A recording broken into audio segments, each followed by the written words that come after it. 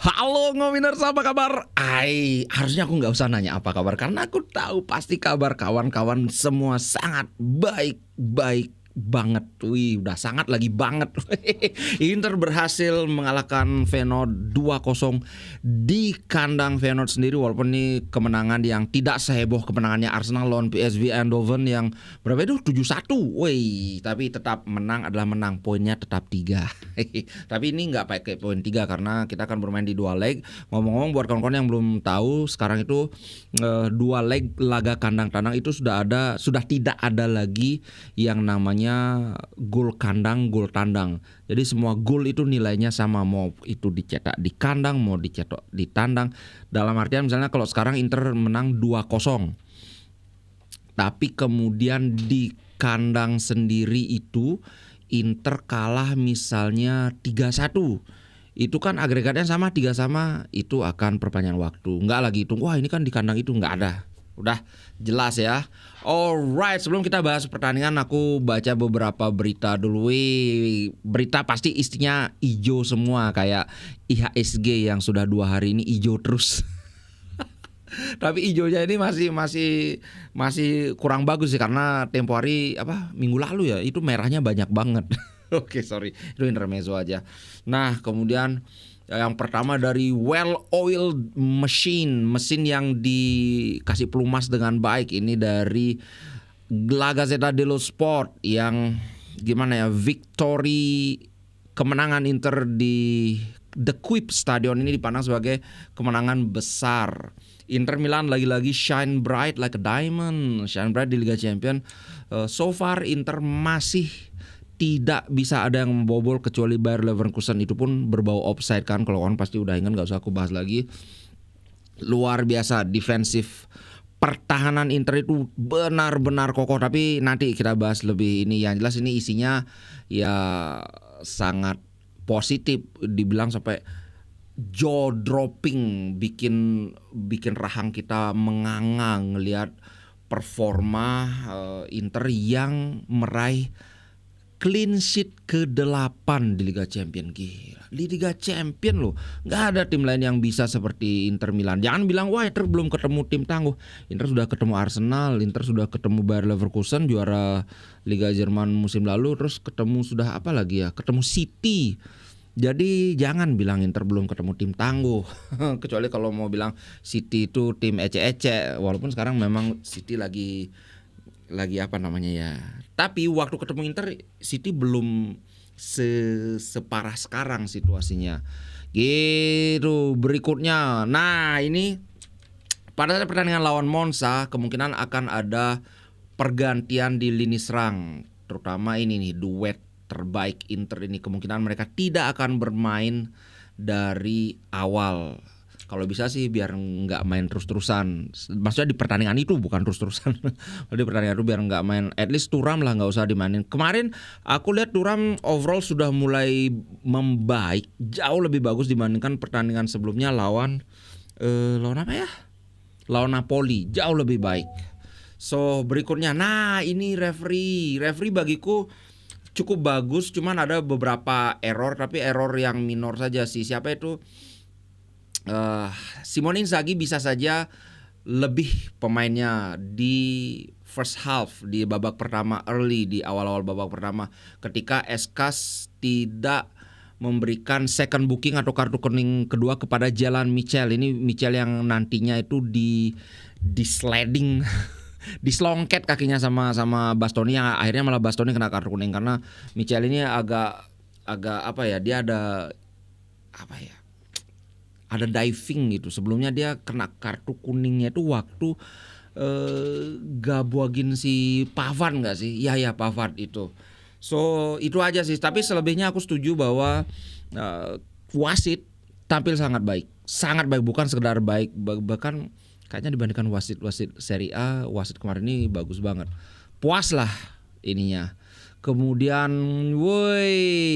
lagi klinikal. Ini juga isinya pujian. Argentina dan Italia megastar thrive in Feyenoord 0-2 Inter Milan. Jadi thrive itu maksudnya bersinar ketika Inter mengalahkan Feyenoord 2-0. Tapi Poland midfielder flops, ini maksudnya Zielinski. Kalau aku sih nggak setuju, menurutku Zielinski nggak flop banget. Walaupun kalau kita bandingkan dengan biasanya Miki di posisi itu kayak gimana, bagusan Miki sih biasanya. Tapi aku nggak setuju sih itu dibilang flop. Kalau Italia megastar Barella, kemudian Bastoni, memang aku akui kemarin wah luar biasa. Nanti kita bahas lebih lebih detailnya. Berikutnya adalah ini sama. Kalau ini ngebahas si Thuram, ya Thuram akhirnya menemukan performanya lagi, bermain dengan bagus. Golnya juga gol ala-ala Pocher banget. Pocher itu kayak striker nomor 9 murni gitu. Wah luar biasa. Nanti aku mau bahas ininya. Golnya itu menurutku sebuah gol yang sangat, kita harus berterima kasih pada Aslani. Aslani kreator gol itu. Tapi tentu saja kita harus acungi jempol terhadap crossing first time dari Barella yang wah cantik bro. Nah, Bastoni mendominasi rating ketika Inter mengamankan kemenangan atas Feyenoord. Oke, kita mulai memasuki soal pertandingan ini ya. Oh, sebelum itu aku bahas ini aja. Lautaro, sebelum bahas Bastoni ya, karena ini kita bahas bahas teknis kok. Tonis apa sih? I would gladly spend whole career at Inter. Buat kawan-kawan mungkin semua sudah tahu bahwa saat ini Lautaro Martinez resmi menjadi pencetak gol terbanyak Inter Milan sepanjang masa di Liga Champions, melewati Sandro Mazzola dengan 18 gol. Luar biasa, tepuk tangan dulu bro. Gila, dia sampai bilang saya baru saja memperpanjang kontrak Summer. Kalau boleh, kalau terserah saya mau umur hidup di Inter Milan. Masa sampai pensiun, enggak sih seumur hidup, masa sampai kakek-kakek kan, seumur hidup di Inter. Tapi terus saja itu tergantung dari banyak faktor. Nih persisnya dibilang ini, saya dengan senang hati akan bermain di Inter sepanjang karir saya, walaupun tentu saja ini akan bergantung pada banyak faktor. Saya happy di sini. Saya baru saja memperpanjang kontrak saya di musim panas, memutuskan untuk bertahan gitu. Wih, gila, cuma dibeli 25 juta loh Lautaro dulu. Sekarang 100 juta pun gak mau Inter ngejual Lautaro. Luar biasa. Oke, kita kembali ke bahasan tadi Bastoni, karena ini akan kita bahas. Salah satu concern di Inter, kawan-kawan pasti tahu bahwa kita kehilangan 4 wingback kita sekaligus. Siapa itu? Darmian, Zalewski, Di Marco, kemudian siapa lagi satu ya? Augusto. Ini tentu saja adalah sebuah pukulan besar. Ntar lu, ini kenapa aku nyebelin banget setiap aku rekaman ini pasti gatel di sekitar sini. Makanya aku sering gini. Aku gak ngerti, cuma pada saat rekaman aja gini. Sorry ya untuk ini ya, bukannya aku ada ingus apa, cuma tiba-tiba no. Oke, kembali ke Bastoni, sorry. Lantur dikit kan. Nah, Bastoni ini akhirnya diplot sebagai wingback kiri. Awalnya kan maunya si Pavard ditaruh di kanan, kemudian Dumfries di kiri, atau Inzaghi juga memikirkan untuk menggunakan 4-4-2, tapi akhirnya tetap 3-5-2 karena anak-anak Inter sudah sangat akrab dengan 3-5-2. Toh juga para pemain Inter itu, Bastoni walaupun dia bermain sebagai center back kiri, tapi kita harus akui dalam prakteknya Bastoni itu sering switch dengan Di Marco ketika dia maju, ketika dia melakukan tektokan dengan Di Marco. Itu apa yang dia lakukan itu adalah basically tugas atau pekerjaan seorang wingback, sehingga ya masuk akal sih ketika Inzaghi pada akhirnya ya coba deh, udah kamu main jadi wingback kiri aja, dan terbukti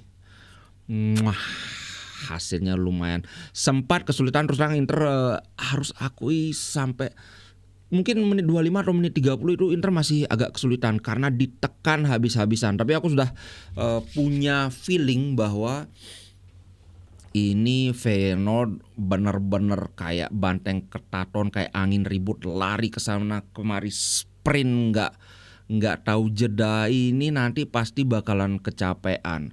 Dan aku merasa bahwa Feyenoord itu bermain apa ya, kalau dibilang terus dalam bayang-bayang ilusi bahwa mereka akan mencetak gol, sedikit lagi akan nyetak gol, sedikit lagi, sehingga mereka terus lari-lari.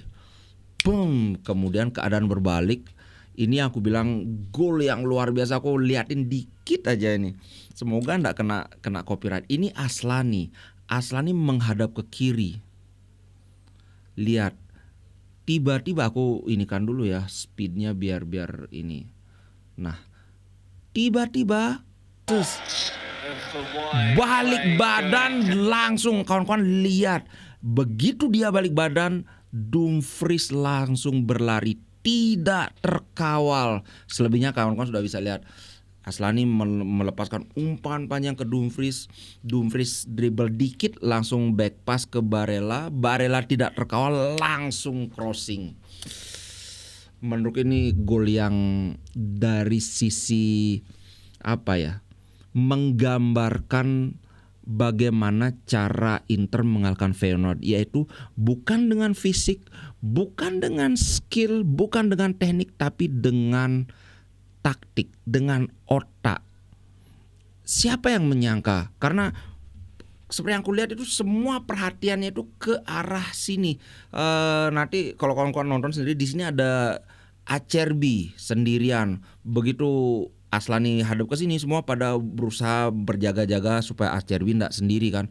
Tapi begitu dia balik badan, Dumfries langsung ngerti, langsung lari. Ini menurutku adalah taktik, bukan soal skill, bukan apa, tapi inilah football IQ. Dan itulah ketika Feyenoord sebenarnya mereka mencoba pendekatan yang mirip dengan Napoli, yaitu kita kalau ada harapan untuk menang lawan Inter, kita harus main fisik. Itu yang dilakukan oleh Feyenoord. Mereka main fisik, lari, selalu berlari. Ibaratnya kalau mungkin rata-rata Feyenoord itu atau Inter itu lari cuma 50 km per jam. Feyenoord itu mereka setiap lari itu 100 km per jam, ngebut terus, ngegas terus.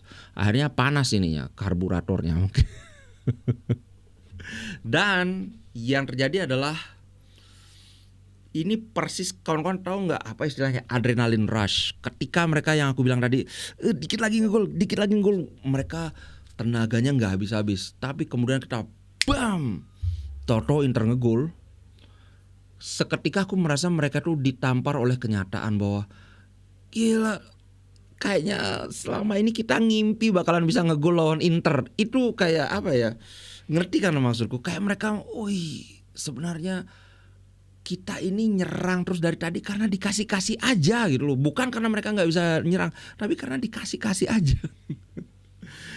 Gila, sejak Inter ngegol, kalau kawan-kawan lihat di sini ya, ini lihat dari ini yang Bein Sport, ini yang extended highlight 7 menit sampai sebelum menit 30-an itu, peluang-peluang itu peluang Feyenoord aja.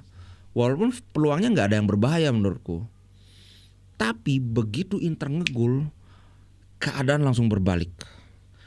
Kalau aku liatin di sini, kalau kawannya yang nonton tadi tahu apa yang wah gimana nih Inter kok diobrak-abrik. Bahkan ada yang sudah mulai pesimis, aduh gimana Inter ini cuma lawan Feyenoord aja peringkat 4 apa peringkat 3 Liga Belanda aja kayak gini. Segitunya Inter diobrak-abrik. Tapi tahukah kawan-kawan, ketika babak pertama berakhir, itu Inter baru nyerang itu mulai sekitar 3 menit 33. Tapi babak pertama berakhir itu ternyata kita mencetak peluang yang sama, yaitu sama-sama 6. Bahkan peluang emas kita punya 1, itu yang berakhir gol. Mereka 0. Expected goal kita itu 0,9, mereka cuma 0,1. Expected goal yang kecil itu artinya peluang-peluang mereka itu tidak berbahaya. Itu namanya expected goal. Walaupun ada pandit yang bilang, expected goal itu statistik paling bulus, paling omong kosong katanya. Aku sih menurutku mereka yang enggak ngerti. So, sebentar.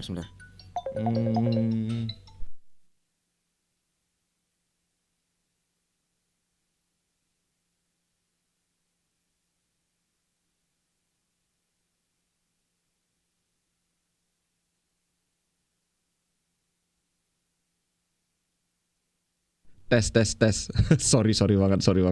So ya itulah yang aku bilang. Nah aku lupa kan ngomong apa tadi.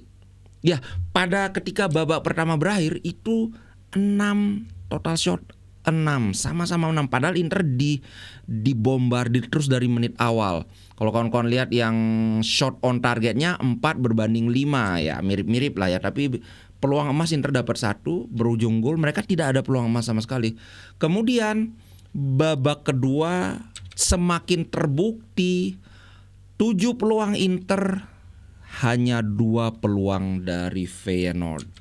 Kelihatan, 1 mental mereka sudah down, 2 fisik mereka juga sudah drop sehabis-habisnya. Jadi ya aku sebenarnya ada kekhawatiran di awal-awal bahwa ini akan jadi seperti pertandingan lawan Napoli di mana Inter ngegol duluan. Tapi kemudian Napoli terus menggempur, akhirnya ngegol. Tapi kemarin ternyata nggak terjadi. Ternyata Feyenoord terus gempur, capek, mental down, tidak berkutik mereka. So menurutku dari segi tacticality Feyenoord itu terlalu jauh di bawah Inter. Kalau dari fisik aku akui mereka hebat, tapi tidak sehebat Napoli. Karena Napoli itu di babak kedua mereka masih ngamuk-ngamuk nyerang ke sana kemari Inter, sampai Inter yang keteteran kan. Ini yang aku bilang, oke sebentar. Langsung dah. So tidak banyak yang seperti yang aku bilang, nggak banyak yang aku bisa ulas dari segi taktik karena Inzaghi menerapkan taktiknya hampir nggak ada masalah semangat sekali. Feyenoord mungkin ya pelatihnya masih hijau sih, Van Persie ini. Van Persie kan dulunya striker, seperti yang aku bilang, striker itu banyak yang kebanyakan ngandelin naluri aja, tapi football IQ, tactical awareness mereka itu nggak sebaik yang biasanya midfielder atau bahkan mungkin center back. Jangan salah, center back itu mereka nggak bisa survive sebagai center back cuma ngandelin naluri. Karena kita benar-benar harus koordinasi dengan teman, siapa yang nyerang dari mana, ini bola mau dioper kemana itu. Kalau striker ada selah menyerang ruang, kalau dikasih bola syukur, kalau nggak ya ulang lagi kayak gitu kan. Itu kemudian Bastoni udah aku bahas ya. Josep Martinez. Nah, banyak yang kayak di grup ada yang gini. Gimana nih kalau sekarang Josep Martinez sudah oke banget, pilih Sommer atau Jomar? Kalau aku sih masih pilih Sommer, tapi kebanyakan sudah mulai Josep Martinez. Terus terang dibandingkan Sommer, Josep Martinez ini punya keunggulan yang sangat bagi seorang kiper itu sangat signifikan, yaitu tinggi badan. Bahkan kalau kawan-kawan ingat ketika Sommer baru ke Inter, semua meragukan Sommer, wah ini kok kiper pendek sekali. Tapi karena aku sempat lihat Sommer sebelum ke Inter di Bayern Munchen, nggak masalah dia tinggi badan itu nggak jadi halangan karena dia punya refleks yang sangat bagus dan positioning yang sangat oke. But ibaratnya gini, kalau 2 kiper skill sama tapi yang satu lebih tinggi, semua orang akan pilih yang lebih tinggi. Gitu sih. Cuman Josep Martinez dibandingkan Sommer, kenapa aku lebih pilih Sommer? Karena overall masih lebih bagus Sommer. Refleks sepertinya masih lebih bagus. Build up kemarin itu Jomar mulai agak keteteran karena di press habis-habisan sama terutama ini si Carranza, strikernya yang macak-macak mau nyari rusuh itu kan. Bahkan ada satu momen di mana dia terlambat nendang bola, itu kena pahanya si Carranza ini, kena pahanya siapa? Untung mentalnya itu bolanya out. Coba kalau mentalnya ke gawang, nangis sudah dia. Nangis. Di lapangan nangis sampai pulang masih nangis. Besoknya latihan sambil nangis juga. Oke, itu pembahasan. Oh ya, si ini. Kalau Pavard nggak ada yang aku bisa bahas ya. Pavard seperti biasa sangat solid dalam hal bertahan.